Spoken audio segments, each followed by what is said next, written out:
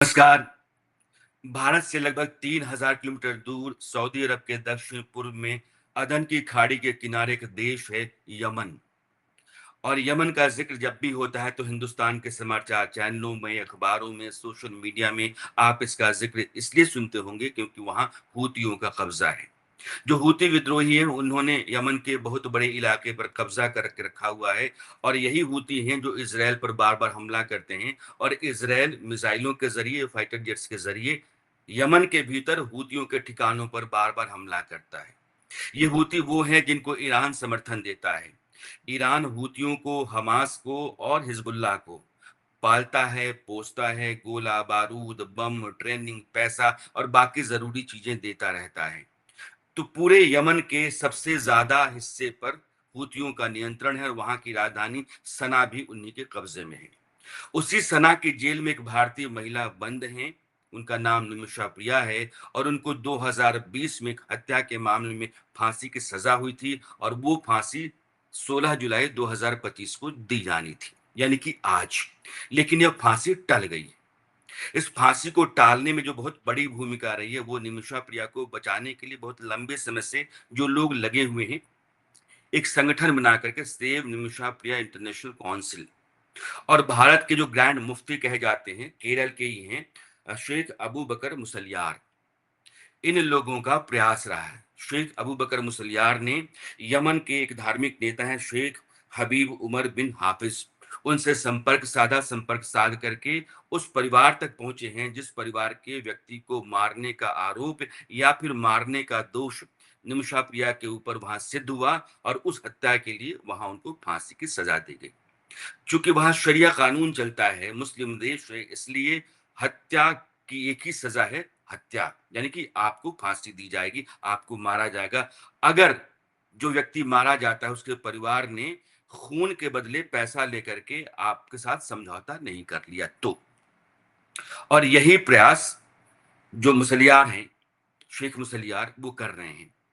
वो इस कोशिश में हैं कि जो व्यक्ति मारा गया, जिसकी हत्या हो गई, उसके बदले में वो पैसा ले ले और पैसा लेकर के निमिषा प्रिया की फांसी को माफ कर दे।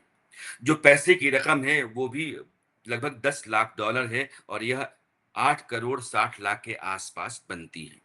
यानी कि 8 करोड़ 60 लाख रुपए अगर उस व्यक्ति का परिवार ले लेता है और निमिषा प्रिया की फांसी को माफ कर देता है, तभी वहां निमिषा के बचने की संभावना है। यमन के भीतर शरिया कानून के चलते जो स्थितियां हैं वो सिर्फ यही हैं कि आपको खून के बदले अपना खून देना पड़ेगा। यानी कि आपने जान ली है तो आपकी जान ली जाएगी। और वहां फांसी की सजा जो होती है वो पेट के बल लिटा करके, कंबल ढक करके, और पीठ पर ठीक वहीं गोली मारी जाती है जहां हार्ट है। यानी कि ताबर तार तर तर तर गोलियां दागी जाती हैं और वो गोलियां आपके हार्ट को पंक्चर करती हुई चली जाती हैं और व्यक्ति की वहीं मौत हो जाती है। इस तरह की सजा निमिषा प्रिया को आज दी जानी थी, लेकिन टली है। अब कब तक इस पर आने से पहले जो घटना है या जो हत्याकांड है उसके बारे में मैं आपको बताना चाहता हूँ। हालांकि आपने बहुत जगहों पर इसको देखा होगा, जाना होगा, पढ़ा भी होगा और टीवी चैनलों पर दिन भर ये खबर चल भी रही है। केरल की जो महिला है निमिषा प्रिया, वो जाती हैं 2008 में यमन बतौर नर्स। और वहां नर्स के तौर पर काम करना शुरू करती हैं। 3 साल के बाद 2011 में केरल के ही एक व्यक्ति हैं टॉमी थॉमस, उनसे उनकी शादी हो जाती है। 1 साल के बाद वो मां बनती हैं। 2012 में निमिषा प्रिया मां बनती हैं। निमिषा प्रिया अपनी बच्ची और पति के साथ यमन चली जाती हैं और दोनों पति पत्नी मिलकर के वहां कमाने लगते हैं, घर चलाने लगते हैं। मगर समय के साथ साथ ऐसा लगता है कि वहां कमा करके घर नहीं चलाया जा सकता है या वहां की आमदनी से पूरा परिवार पाला नहीं जा सकता है। तो उनके पति जो हैं टॉमी थॉमस, वो अपनी बच्ची को लेकर के केरल लौट आते हैं। निमिषा वहीं काम करती रहती हैं। कुछ समय के बाद उनको लगता है कि नर्स के तौर पर किसी जगह पर काम करके वो अपने परिवार को नहीं चला सकती हैं, अपनी बच्ची को या अपने पति के साथ एक बेहतर जीवन नहीं जी सकती हैं। तो उन्होंने वहां एक क्लिनिक खोलने की सोची। उस क्लिनिक के लिए वो देश आई। यहाँ से उन्होंने कुछ पैसे जमा किए जो उनके नाते रिश्तेदार थे और बाकी जहां से भी वो पैसा उठा सकती थी, लगभग 50 लाख रुपए लेकर के वो यमन गई। और वहां एक व्यक्ति मिला, उसका नाम था तलाल अब्दो महदी। तलाल अब्दो मेहदी उनका दोस्त था, उनके साथ उनका उठना-बैठना था, परिचय था और उसके वहाँ संपर्क थे। यमन के कानून के मुताबिक आप इंडिपेंडेंटली अगर विदेशी हैं तो कोई भी काम नहीं कर सकते हैं, आप नर्सिंग होम भी नहीं खोल सकते हैं। इसके लिए आपको किसी भी स्थानीय आदमी के साथ ही खोलना पड़ेगा, यानी कि वो आपका पार्टनर बनेगा। चूँकि यह आदमी परिचय में था तलाल अब्दो मेहदी, तो निमिषा प्रिया ने इस आदमी के साथ कॉन्ट्रैक्ट करके पार्टनरशिप कर ली और वहाँ उन्होंने क्लिनिक खोल दिया। क्लिनिक चलने लगा, उसके बाद तलाल अब्दो के भीतर एक तरीके से लोभ पैदा होने लगा और उसने निमिषा प्रिया के ऊपर भी अपना नियंत्रण या कब्जा जमाना शुरू कर दिया। निमिषा के पासपोर्ट के साथ खेल करके, उनके फोटो के साथ खेल करके उसने फर्जी तरीके से उनके पति होने का दस्तावेज तैयार किया कि ये मेरी बीवी है, मैं इसका पति हूं और इसके साथ मेरी शादी हुई है। निमिषा प्रिया ने जब-जब भी वहाँ पुलिस केस किया, तब-तब उसने वही दस्तावेज़ दिखा करके यह कहा कि ये मेरी बीवी है और ये मेरे खिलाफ बेवजह का दुष्प्रचार कर रही है, पुलिस में शिकायत कर रही है, ये ठीक नहीं है। एक दफ़ा पुलिस ने उल्टा ही कुछ दिनों के लिए निमिषा प्रिया को सलाखों के पीछे डाल दिया था। बहुत लंबे समय तक निमिषा प्रिया उस आदमी से आतंकित रहीं, प्रताड़ित रहीं, उनका वहाँ जो पैसा था लगभग डूबने लगा था, अस्पताल, क्लिनिक जो भी था वो उस तरीके से चल नहीं रहा था, जिस तरीके से वो चाहती थी क्योंकि अब जो पूरा का पूरा बिज़नेस था, कंट्रोल था, वो वहाँ का जो लोकल आदमी था तलाल अब्दो मेहदी, उसने अपने हाथों में ले रखा था। 2016 आपको याद होगा, 2016 में हूथियों ने वहाँ बगावत की और यमन के भीतर एक तरीके से अस्थिरता पैदा हुई।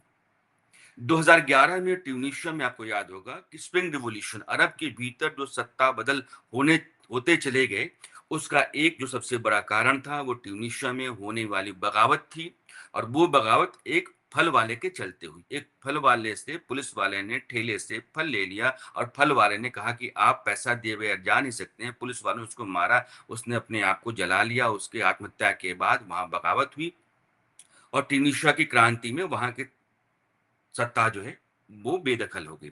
उसके बाद वो अरब के कई देशों से होते हुए क्रांति यमन में ही पहुंची और 2016 में यमन में हालात बिगड़ गए। निमिषा प्रिया ने यमन छोड़ने का मन बनाया लेकिन उनका पासपोर्ट इस आदमी ने जिसका नाम तलाल अब्दो मेहदी था वो उसने अपने कब्जे में ले रखा था।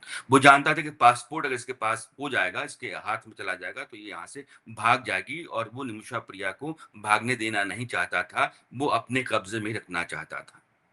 निमिषा ने उसको बेहोशी का इंजेक्शन दिया।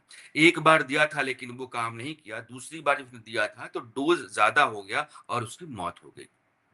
उस डोज़ ज़्यादा हो जाने के कारण जो मौत हुई तो निमिषा ने उस आदमी के टुकड़े करके पानी की टंकी में डाल दिए, यही आरोप वहाँ लगाया गया।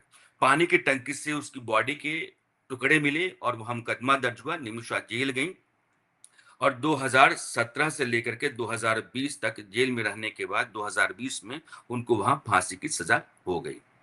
उसके खिलाफ अपील चलती रही लेकिन 2023 में वो जो सुप्रीम कोर्ट वहां का होता है, उस सुप्रीम कोर्ट ने वो अर्जी माफी की नामंजूर कर दी और तारीख तय हुई 16 जुलाई 2025।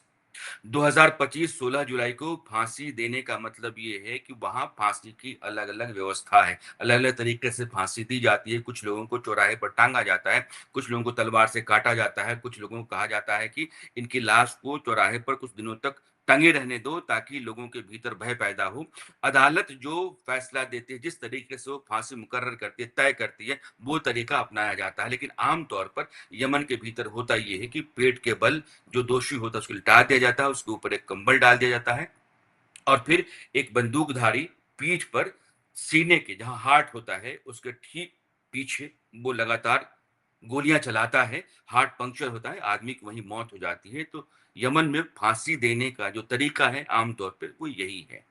और चूंकि हूती है, कोई सरकार नहीं है, वो बागी हैं, विद्रोही हैं और एक अराजक व्यवस्था है। स्थितियां यमन के भीतर अराजकता की हैं, इसलिए सुप्रीम कोर्ट में जब मामला है तो भारत सरकार ने यही कहा कि वहां हम किससे बात करें, वहां कोई सरकार ही नहीं है, वहां हूती हैं, वो विद्रोही हैं, उनके पास कोई सिस्टम नहीं है। तो वहां तक निमिषा प्रिया को बचाने का जो वाजिब रास्ता होता है वही रास्ता ही बंद है।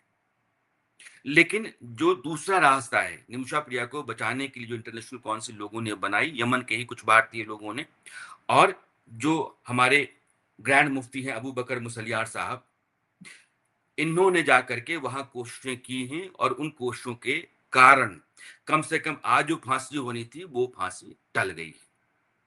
अब ब्लड मनी आता है। शरिया कानून कहता है कि जिस आदमी की हत्या हुई है, अगर उसका परिवार हत्या के बदले में पैसा लेकर के और माफी दे देता है, तो आदमी को वहां बरी किया जा सकता है, छोड़ा जा सकता है। उसके परिवार के साथ बातचीत चल रही है। तलाल अब्दो मेहदी के परिवार की तरफ से ना हाँ है ना है अभी तक, लेकिन संपर्क वहां किया जा रहा है। और शेख हबीब उमर बिन बिन हाफिज, जो वहां के धार्मिक नेता हैं, वो उस परिवार के संपर्क में हैं। तो वहाँ स्थानीय तौर पर जितने भी वाजिब रास्ते हैं, वैसे लोग जिनका वहाँ जनाधार है, सम्मान है, हूतियों के बीच में भी और स्थानीय लोगों के बीच में भी, उन लोगों से संपर्क करके और उस परिवार तक पहुंचने की कोशिश की जा रही है, जिस परिवार का तलाल अब्दो मेहदी था। और उस आदमी की हत्या के लिए निमिषा प्रिया को माफ करने का निवेदन या गुजारिश वहां की जा रही है। लेकिन यमन, नक्शे पर जब भी आप जाएंगे, यमन आपको देखना चाहिए। और यह देश अराजक व्यवस्था का शिकार है। और जैसे बाकी देश वहां अरब के हो गए, सीरिया में क्रांति हुई, वहां तख्तापलट हो गया, मिस्र में क्रांति हुई, वहां तख्तापलट हो गया, ट्यूनिशिया में क्रांति हुई, वहां तख्तापलट हो गया, सीरिया में क्रांति हुई, वहां तख्तापलट हो गया। तो अरब के तमाम देशों में जो तख्तापलट हुए, उसके बाद से ऐसा नहीं कि वहां स्थितियां नियंत्रण में आ गई और कोई बेहतर व्यवस्था आ गई। सीरिया से लेकर के ट्यूनिशिया तक आज भी अराजक व्यवस्था है, बर्बर लोगों का शासन है और ये शरिया के मुताबिक चलने वाले लोग हैं, लेकिन जंगली हैं। इन लोगों के साथ सीधे तौर पर बात करना और जो राजनयिक कूटनीतिक रास्ते होते हैं, उस रास्ते से समझाना नामुमकिन है। इसलिए यही जो रास्ते बचे हुए हैं, इन्हीं रास्तों के माध्यम से उस परिवार तक पहुंचना और परिवार से इस बात के लिए हामी ले लेना कि आप ब्लड मनी लेकर के माफी दे दो निमिषा प्रिया को, बचा हुआ एकमात्र रास्ता है। और इस पर बातचीत चल रही है और यही एक उम्मीद बची हुई है। लेकिन यह बहुत अच्छी बात है कि भारत के ग्रैंड मुफ्ती ने अपनी तरफ से यह कदम उठाया, वो इसमें सक्रिय हुए और निमिषा प्रिया को बचाने के लिए जो कोशिशें हो रही थी, उन कोशिशों में उन्होंने अपना योगदान दिया। और उनकी एक साख है, खास करके जो सुन्नी मुसलमान हैं, उनके भीतर बहुत साख है, उनकी इज्जत प्रतिष्ठा है और उनका मान सम्मान इसीलिए है। अब वो जो साख है उनकी, जो उनका सम्मान है, उसी के बूते उन्होंने वहां एक भारतीय लड़की को बचाने की कोशिश की। और ये हिंदुस्तान है। एक मुस्लिम शेख या ग्रैंड मुफ्ती एक ईसाई महिला को बचाने के लिए हिंदुस्तान की तरफ से लड़ रहा है, अपनी कोशिशें कर रहा है और उन हिंदुस्तानियों के साथ अपना प्रयास जोड़े हुए हैं, जो लोग निमिषा प्रिया को बचाने के लिए यमन में लगातार बैठे हुए हैं, लगे हुए हैं। और उसमें निमिषा प्रिया की माँ भी हैं। वो बहुत लंबे समय से वहां अपनी बेटी को बचाने के लिए गुहार लगा रही हैं और जो कुछ भी उनसे बन पा रहा है, वो कर रही हैं। अगर आप पूरे अरब में देखेंगे तो ईरान, कुवैत, सीरिया, इन देशों के अलावा बाकी पूरे इलाके में आप सुन्नी मुसलमानों का नियंत्रण ही पाएंगे और उनका बहुतायत है। यमन में भी 65% के आसपास सुन्नी हैं और 35% के आसपास शिया मुसलमान हैं। सीरिया में भी शिया कम है, लेकिन जब असद थे तो उस समय शियाओं का राज था। और सुन्नी बहुल देश, तो सुन्नी बहुल देश के भीतर शिया शासन कर रहा है, यही बात वहां क्रांति का कारण बन गई। और उस तरीके से वहां एक आंदोलन हुआ, क्रांति हुई और तख्तापलट हो गया। यमन में हूतियों ने वहां तख्तापलट कर दिया और हूतियों का नियंत्रण है।